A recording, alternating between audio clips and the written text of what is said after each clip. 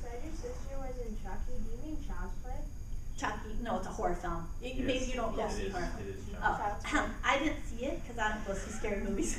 I just know that some people are like, a lot of times when I go to schools, kids are like, is your sister Jennifer Tilly? Does she do the Chucky movies? And I'm like, oh, yes, that's my sister. She's also won was nominated for Academy Award for Bullets Over Broadway, a Woody Allen movie. But mostly people get like, whoa, Chucky. But I don't go to scary movies, so I actually can't give you any information other than she was in it. Yes? In Porcupine, it was some parts based on the child. Yes, it was. The dinner that they have, getting up, and I had to get up early and milk cows. I had to shovel out chicken hutches. I ate the meal that they ate, and the very end's based on me. So, and I was one of those people who, for a period in life, how I dealt with the challenges that were going on in my home life was I became feisty Miss Dukes up, and I was like, you know, no, I'm not. You can't tell me what to do. No, I'm not gonna. You know, I would sass back. I was actually not in very good space when I was like around your guys' age. I was like when I was 12, I started drinking. I smoked pot. I was going a big fast road nowhere, and my two best friends. And then and then something happened where it woke me up, and I realized, what am I doing? I realized I'm throwing away my future because I want my parents to see, like, can you see what this is doing to me? Can you see what the life is?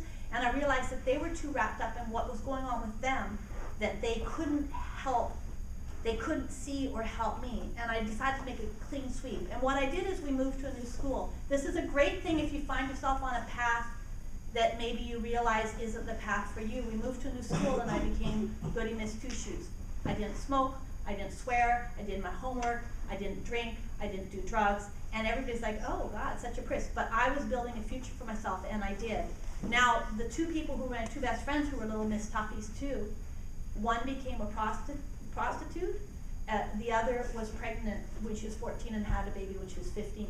So I'm saying to you right now, you guys are approaching a place where you have a turning point in your life, and it's gonna seem like short-term admiration of your peers. You can have a really kind of interesting time, but you might be throwing away your life long-term. Because if you think of your life, right? Okay, so let's say it starts in that corner where you're born, and it goes all the way around to there where you die.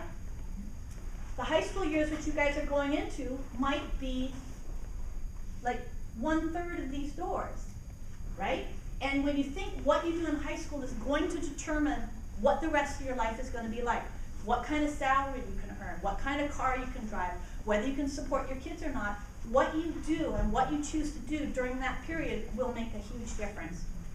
So it's in your hands. You know, one of my sisters didn't go the right way, and she got hooked on heroin. You know, another brother got hooked on crystal meth, and then you have me and Jenny, who have been very successful, and one of my little brothers who's gone on to have a very successful career in an internet company.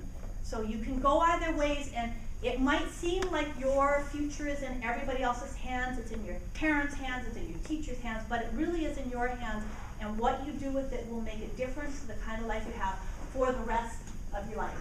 And you know, see, I feel like so lucky, like I can go in a grocery store and I can get any kind of food I want. You know, I feel like I have financial security and I've had a really interesting life.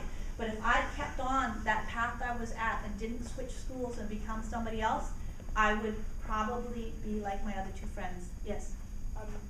Did you meet any like famous people that we would know today?